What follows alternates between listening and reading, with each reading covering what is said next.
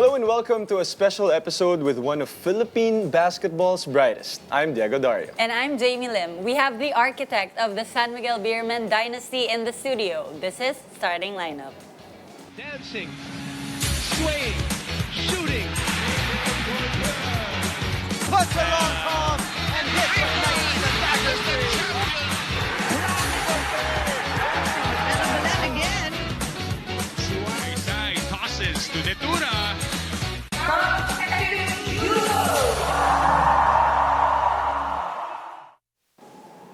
It is an honor to finally sit down with 11-time PBA champion and one of the most legendary coaches in the country. From the San Miguel Beermen, Coach Leo Austria. Coach, welcome to the show. Welcome. And congratulations. Thank you, Jamie. And it's my pleasure to be with your program.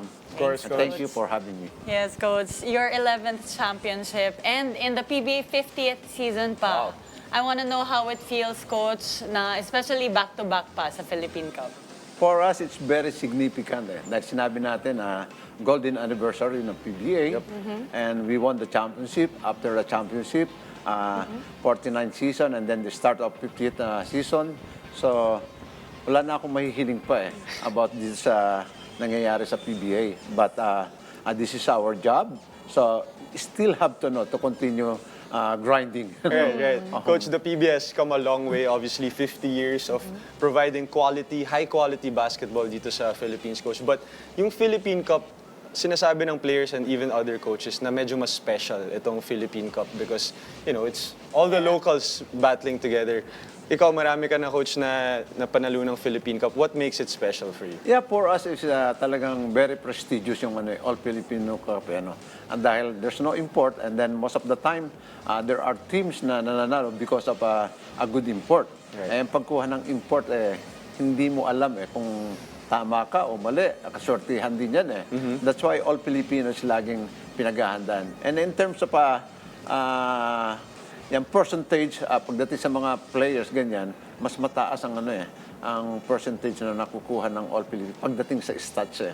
Especially if you're gunning for a individual award. Of course. So, malaki yung ganyan. Kaya, for us, All Filipino, talagang very prestigious dahil a lot of people, yung mga nanonood sa PBA, talagang tinitingnan nila All Filipino. Yeah, speaking of all Filipino, Coach, TNT na naman ang kalaban nyo this series. I wanna ask kung ano ba ang pinaka-struggle in this series. Kasi magaling na team din ang TNT at pinaghandaan po kayo for sure. Yeah, hindi natin ikakaila na talagang napakalakas ng talk and text. In fact, going to the finals, a little bit pressured ako dahil worried ako sa team nila. Not because of kung sino-sino, but they are very organized team, Yes. a well-coached team, well-managed, and very talented team. In fact, nasa kanila yung mga magagaling na player in every possession. Especially Calvin Optana. Wow. Talagang, for me, is one of the best small forward. And then they have Nambatak, they have Pogoy, and then Heading, na good addition para sa team. And they have a lot of big man that could rotate depending on our bigs. Ganyan. Kaya, iba ang respeto ko sa kanila. Coach, in terms of adjustment, obviously within the series, ang dami mo nang pinagdaan ng finals. Ano yung biggest adjustment na ginawa niyo nung latter part of the series na medyo nakakuha kayo ng rhythm against TNT? We tried so many things from game 1 to game 4. And then pagdating ng game 5 and game 6, and then I decided na to go back to basic. At dahil dinala kami ng team namin sa elimination papunta ng playoffs by doing those things basic fundamentals of our system, which is defense and offense namin, ganyan. And maganda naging resulta. So, I decided na let's go back to kung saan tayo nag-start ganito para hindi magkagulo dahil you cannot have a drastic adjustment during game. Especially ang game is every other day. Yeah. So after ng game, kinabukasan may practice kayo, wala na kayong gagawin kundi viewing. So regarding the practice, mag-a-adjust ka, mag-devise ka ng another play, it's hard for them to memorize. Kailangan may muscle memory yan. Right. So what happens so yun ang pinaghahandaan ko. During elimination, I'm already thinking na sino makakaharap namin sa playoffs o semifinals o ganyan. Doon pa lang, pinapractice na namin pwedeng para pagdating nung importanting game, so alam mo na kung anong gagawin, and then the player, madaling ma-recall. Right, right. Coach, actually, nung a couple of the games, nagpapalitan kayo ng starting five ni Coach Chot eh. Game 2, Coach Chot changes starting five. Game 3, you kind of adjusted. Ano yung thought process behind that, Coach Leo?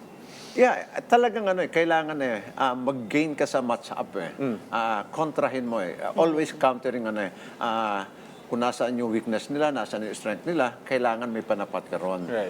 Kung hindi, talagang nasa kanila lagi ang advantage. Parang chess yan Chess match. Ganyan Talagang babantayan mo yung bawat bawat moves And then, before the finals, talagang sila, alam ko na kung papasok kami ng finals, ganyan, sila makakalaban before the finals ng mga games, pinapanood ko na. Baka sakali itong mga kalaban ko, ganyan. So, malalaman mo na mga substitution pattern nila, kung saan yung strength nila, ganyan. That's why game 1, iba ang starter ko.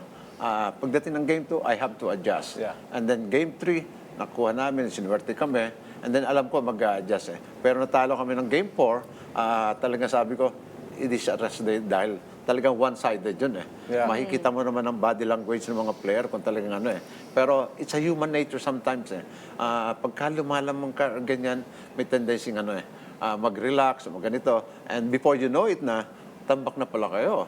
Ganyan. And then game 5, we made a lot of adjustment, but not big adjustment we go back to our basic kung anong ginagawa para alam nila yung When it comes to decision making, alam na nila lahat yun. So, Coach, in terms of motivation nga, kasi 2-2 yung series at one point, what do you say to them? Because, syempre, naghahanda nga din ng TNT at malakas din ang loob nila. What do you tell your players? And kasi nag-step up talaga sila, especially in Game 5 and 6. Yeah, more or less alam ng player ang kung paano sila ma-motivate And then, ang lagi ko sinasabi sa kanila, there's no amount of motivation na pwedeng ibigay ko sa kanila if you are not self-motivated. Ganyan. And yun na naman pagka nag-champion ka, the glory of winning championship And most of the players na experience mag-champion except yung 2 rookies namin, ganyan. So, alam nila And then, alam mo, pagka nag-champion, lahat kakampi mo Yes. Everybody loves the winner. Yes. And financially, makakadagdag to your family, ganyan. Yun naman iniisip Bakit ba tayo nasa basketball? Lahat ganyan. Siyempre, this is our livelihood. Yeah. And then may mga incentives yan Ayun ang inaano ng mga players, ganyan. Dahil it's a good motivation para sa mga players. At the end of the day, Coach, it's a job that Yeah. feeds the players' families. So, at the end of the day, hindi na ganun karaming motivation yung kailangan ng mga players, Coach. But when it comes to, obviously, Coach, you have one of the most talented teams in the league. How do you manage that? Coach, ang tagal mo nang nananalo ng championships with all these different talent. Paano mo sila ginegel together? I think when it comes to talent, most of the teams sa PBA talented din Yeah. So kung i-compare mo sa amin ganyan, na-develop to be a talented team And look at my players, Jericho, Troliano, Brondial, si Taotua, and then si Rosales. They're coming from different teams. Yes. Marami ganyan So what I did is kung ano pakikinabangan ko sa kanila, yun ang palalaro ko sa kanila. So I have to define their roles until they become a cohesive team Yun ang nangyari. That's why when your team is winning, so nagiging superstar yung player Pero siguro masasabi natin superstar si Junemar Fajardo. Pero pagka sinabi mong superstar ka, no, hindi ako superstar. I'm just doing my job. Ganyan. Pero yung iba, marami dyan I think yung top 6 ng PBA, very talented yun In fact, lahat yun contender Yeah. But it happens na the experience of the team and they know how to win and how to lose Yeah. More or less, they know how to handle that kind of situation. Yeah. I'm interested pa, Coach, to dive deeper into the team later Mga on. players, no? Yes, yes. So we've got more with Coach Leo after the break. Stay tuned. You're watching Starting Lineup.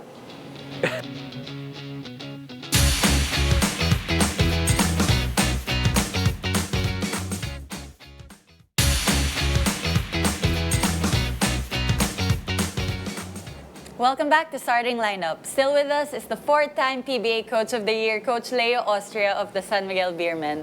Coach, we started talking about your team earlier. I want to know, because you've handled so many different other SMB teams, what makes your guys special and different from the others? Well, I think how to handle the ego of the players. And you cannot blame them for having the ego. No? Dahil sometimes yung ego nila, yan ang ginagamit nila for them to promote themselves. Right. And then sometimes that's effective. Okay? But I keep on trying to be low profile with them. And then minsan nga nasasabi ko, niloloko ako ng player, pero nagpapaloko pa rin ako. Yan, Ano ibig sabihin mo dun, Coach? ibig sabihin, binobola-bola nila ako, or ganito, ganyan. Okay, ganyan.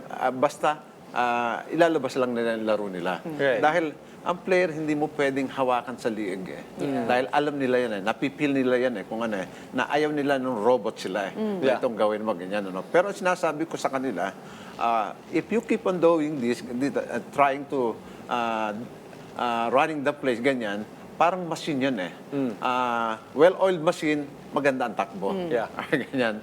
So, pero tao ang hawak mo nag-iisip yan ganyan Kaya, minsan bibigyan mo ng chance na mag-decide on their own. Right. Hindi mo pipigyan. Dahil, sometimes, pagka gumawa ka ng play kailangan, pasa mo dito, pasa mo dito, pasa mo dito. Bakit ka gumagawa ng play? For somebody to get open. Open ka na Exactly. So, naiintindihan ko yun dahil naging player ako. So, this is an opportunity. A great opportunity. Why not? Or ganyan. So, nadidevelop yung confidence ng player. Right. I can do this, I can do that, ganyan. But, there's a certain period of time na mali na yung ginagawa mo. There's a time na papasok yung coach, oy, lalabas muna kita. Hindi mo nagagawa yung role mo sa team, so nasisira yung flow ng game. So, this is a 5-team players na maglalaro. Yeah. So, everybody should be on the same page. Pagka nawawala ka, teka, alisin ko muna yung page mo. Ganito. Right. Yan. And then naintindihan. And sometimes, doon nagkakaroon ng misunderstanding. Dahil if you're a superstar or ganyan, parang I don't deserve to be pulled out earlier, ganyan. But ang coaching staff, may mga plano yan From start to finish, ganyan, alam nila kung paano ka gagamitin Sometimes nga, yung iba, pagka-jumble, nagpapalit agad because of match-up. Dahil you're trying your best na mag-gain mo yung match-up dito, ganyan Sometimes hindi nila naiintindihan yun. Sabi nila, nilalabas ako after 8 minutes ng first quarter, ganyan. Pero after 3 minutes, nilabas mo. What happened? Yeah, Ganyan. yeah. Pero naiintindihan ko yun. Okay. Hindi ko kailangan talagang salubungin yung kanilang iniisip na hindi maganda dahil hindi maganda ang magiging resulta nun Right, So, right. naintindihan ko sila. Pero at the end of the day, naintindihan nila ako. Yeah. Ganyan, ganun pala, ganyan. Especially if the result is nanalo kayo, madali ka maintindihan. Ang problema ng pagka natalo ka. Yun na ang yung problem. Well, accepted ko yun. Yeah.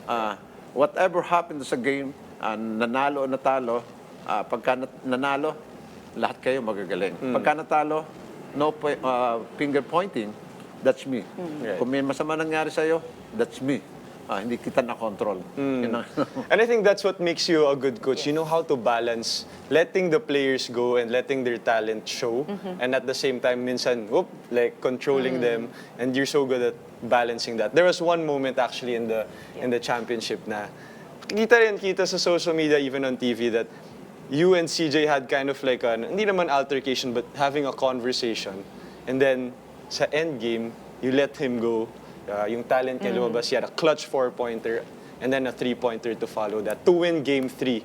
Can you talk to us about that kind of moment, Coach? Yeah, that was in Game 3. Tama yun. And then, I think before the end of the second quarter, around 3 minutes, so, inilabas ko siya. Dahil nakikita kong medyo hindi maganda yung flow ng game. Ganyan. Dahil CJ, alam ko, score yan. Any given time, bigyan mo ng bola siya, ang mentality niya is how to score. And there's nothing wrong with him Right. Sometimes, yung timing, ganyan.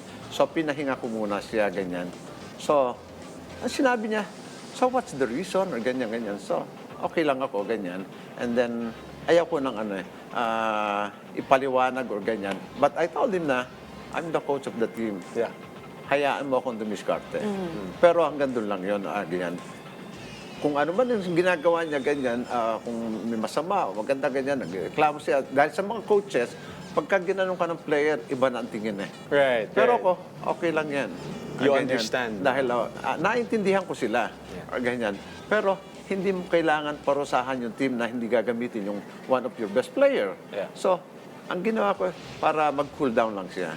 Ganyan. And at the start of the third quarter, so, hindi ko siya in-start. Usually, sila, especially finals dahil gusto ko niya ma-realize ganyan. And then, pagpasok niya, imagine, 3 points in the whole 3 quarters. Yeah. Pero fourth quarter, 17 points Take and a over. winning shot pa, ganyan. Sabi ko, that's the way. Sabi ko, that's the way. And then, after ng game, lakbay siya sa akin, Coach, sorry, I love you. Yeah, yeah. Sabi ko, I understand you again. I'm the coach of the team. I know what I'm doing for the players. Lahat ng gagawin ko is para sa inyo, not for me. Yeah. Sabi ko, sa inyo lahat yan, ganyan. Yan. And then we have a good relationship. Until game 6, so, iba, coach. Yeah. Yan. Sabi, walang problema sa akin yan. Oo. At I love that, coach, kasi it shows na you know your players kung ano yung kailangan nila for that time. Tsaka iba-iba kasi ang needs ng players iba-iba yung temperament nila, pero alam na alam ni coach yun. And that's why they trust you and you trust them as well. Now, I wanna ask naman about Junemar. Of course. Like you said, let's go back to him. We know na he wasn't 100% healthy, even before the finals run. Pero it didn't stop him from getting finals MVP. Binigay pa rin niya lahat at he really, really wanted to win. Can you talk about that, coach, and like how he is as a leader and as a player? There's so many adversities during the finals para kay Junemar. Dahil sometimes, hinahanapan siya ng mga teammate, ayaw nang tumira, ayaw ganito. Pero alam ko na meron siyang iniinda He's not 100% the whole series galing kami sa semifinals against Ginebra. Alam niyo naman kung gaano kahirap yung mga larong yun And when it comes to the game against any other team, ang tinitingnan nila lagi si Junemar, how to stop Junemar. They will do everything for him to have for having a hard shot o ganyan para mawala. And then Token Tech is really doing well They did well do sa how to limit Junemar and they are successful. Except pagdating nung anong game 6, game 5, game 5 and 6 sa kanya dahil at 29 points at 23 rebounds, ganyan. Isa different Junemar ganyan And then pasalamat ako, magagaling yung mga PT namin inalagaan sila And then yung mga teammate na intindihan nila dahil during the finals almost wala kaming ginagawa sa practice kundi viewing lang and then ini-explain sa kanila. That's why sinasabi ko ang preparation namin is not during the finals before during elimination pa lang nagpi-prepare na kami ganyan And ayun, knowing Junemar, ayaw niya magpapatalo. Yeah. Kasi series yan alam niya yung importanting game. Ganyan. Pero prior to those important game, medyo relax siya Kaya minsan may time na, Mo, ikaw naman. Right. Si Jay, ikaw naman. Siya nagbibigay, siya nagano. Pero nung game 6, lahat ginagawa niya. Dumidepensa, nag-steal, nagdi-dribble, nagpapasa, nag-rebound. Sabi ko, ano na ito? Kasi before that game, ang aga niya sa dugout Ano niya, relax siya, ganyan. And I asked him, are you okay? Okay, Pops. Ang tawag niya sa akin lagi, Pops. Pops, sabi ko, okay. Iba yung aura nila Ganyan, sabi ko, wow, this is a different ball game for us. Right. It goes to show yung relationship mo, coach, sa mga players. Kilala mo na itong mga players. That's why you keep on winning with these type of players. Coach, we'll talk about your legacy naman as a coach. We talked about the players and the series. Stay tuned. You're watching Starting Line.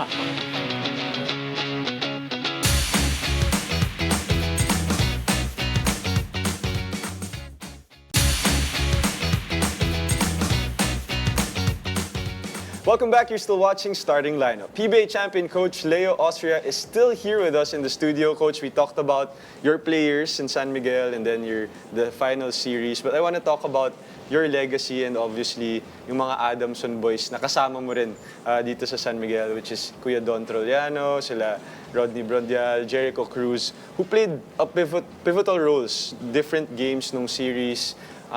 Si Rodney, ang ganda ng nilaro, Game 5 and Game 6. Can you talk to us about your relationship with them, Coach? And paano mo napapalabas din yung laro nila? Well, I think iba yung respeto nila sa akin mga players na yun dahil ako ang mga nag-recruit sa kanila College pa lang, mga bata pa sila. Ako nag-recruit sa kanila galing from different team, different areas na akala nila hindi sila makakarating ng UAAP and then PBA, ganyan. And then siguro sinusuklian nila yung ginawa ko sa kanila. Dahil si Troliano at the time, coming from the Team B, from other school, nakita ko, hindi ka malalanap, punta ka sa akin. Yeah. Jericho, coming from non-UAAP NCAA school, nakita ko sa Uni Games. So, laro ka sa akin, try out ka, ganyan. And then si Rodney, naglalaro sa barangay, ganyan. Punta ka sa akin, ganyan. And then, during that time, ang sinasabi ko sa kanila, wala akong may offer sa inyo, ang ganito, except I will train you to become a PBA players. Yeah. Yun lang sinabi ko. Yun ang legacy may iwan ko sa kanila. And during the drafting days, ganyan, so wala akong intention kunin sa kanila dahil ang level nila wala pa yan. Pero I prepared them para makuha dito sa PBA. Dahil makikita mo, lahat legitimate yung size nila for their position. Ganyan. And then si Troliano, malaki siya para sa 12. Ginagawa ng 13. And then si Jericho, malaki siya sa point guard. And ginagawa ko lang 2. Ganyan. And then si Rodney, maliit siya for the big man, dapat ganyan. Pero he's a hard worker. He's a hard worker. And then sabi ko, kasi yun ang attitude ko na sa eskwela ko So, alam ko ang plight ng player Not all of you will get into the higher level of basketball. Kaya sabi ko sa kanila, if you have a chance to get into the PBA, i-continue nyo, training nyo. If not, so gamitin nyo yung experience nyo dito for you to get a good job. Ganyan, dahil pagka basketball player ka, maraming company kukuha sa'yo.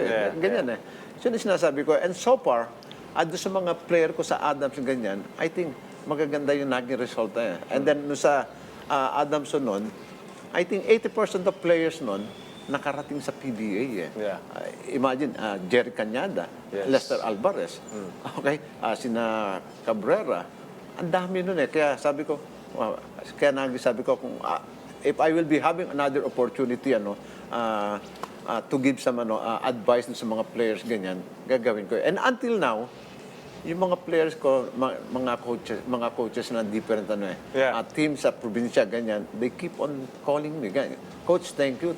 Minsan, hindi ko na nga alam Ano ba nagawa ko sa inyo? Ganyan. And dito sa PBA naman, ganyan. So, kailangan suklian ko yung tiwala sa akin ng management. Lalo na si Boss RSA at saka si Coach Al Francis Chua for giving me the opportunity to coach the team. Dahil a lot of players, a lot of coaches want to coach sa San Miguel And I think I'm the fortunate one dahil tumagal ako. I think for 12 years na andito na ako, pero 10 years as a head coach. And before that, San Miguel sa ABL. I've been with the San Miguel ABL for 2 years and we won the championship. Ganyan. Kaya siguro, yung confidence at tiwala na andun pa rin sa akin ganyan And ayaw kong baliwalain. Dahil minsan lang dumating yung opportunity ganyan na may magtitiwala sa iyo And I keep on working hard. And can you imagine, for the last 10 years, as a head coach ng team, I think, walang single practice na uma-absent ako. Wow. Na kailangan. That's my passion my passion That's what it takes. Yes, so I want to ask more about you naman, Coach. So you have been up against the best coaches, 11-time championship, 4 times PBA Coach of the Year. I want to know what more you want pa, Coach. Ano yung plans mo? Well, I have to continue keep on learning because with my situation right now, everybody wants to be San Miguel. And then ganun din ako noon So I want to compete with the best. And then that's my attitude So I will find ways how to beat them. You have to keep on improving and improving And good for me because during the time especially 2023, so merong World Cup dito And almost all the games pinanood ko. Since the opening, in fact, bumili nga ako ng ticket doon sa Philippine Arena. Kasama ko yung mga anak ko para panoorin yun. And it happens, my son is with the SBP at the time, if there's may access kami, makabili ng ticket, or kung may sobra, binibigay sa amin. That's why, nasa MOA, nasa Araneta ko. And then nakita ko kung ano nangyayari sa international basketball. You don't need to go to the abroad to have some seminar, ganyan. Right. Makikita mo yun Ikaw mismo, i-analyze mo. Lalo na ikaw, alam ko, ang galing mo mag-analyze. Thank you, Coach. Thank you, Coach. Ganyan Dahil makikita mo itong ginagawa nila ganito. It's all basic. Makikita mo. Okay, pagka ginawa mo yung basic, so it depende na sa player You master the basic and you are talented players. So, ang result nun, you have the advantage. Right. And it goes to show, Coach, kung why you keep on having this kind of success dito sa PBA because you just keep getting better, you keep learning. And Coach, thank you for the time dito sa show na to. We love talking to you. Hindi na natin napag-usapan yung mga anak mo na nagko-coach na rin. But For next time. pretty sure mapupunta sila dito kasi they've been winning also Yes. in their respective fields. Coach Leo, Coach Leo, thank you so Thank much. you, Congrats Coach and Diego, thanks. player Diego, Thanks, and then Coach. Jamie, the daughter of my friend, son boy. It's nice talking to you dahil as much possible, gusto ko rin mag-share ganyan, about my experience. At Thank you, nakaka-inspire talaga, Coach. Thank you very much. And thank you for joining us. I'm Jamie Lim. I'm Diego Dario, and this is Starting Lineup.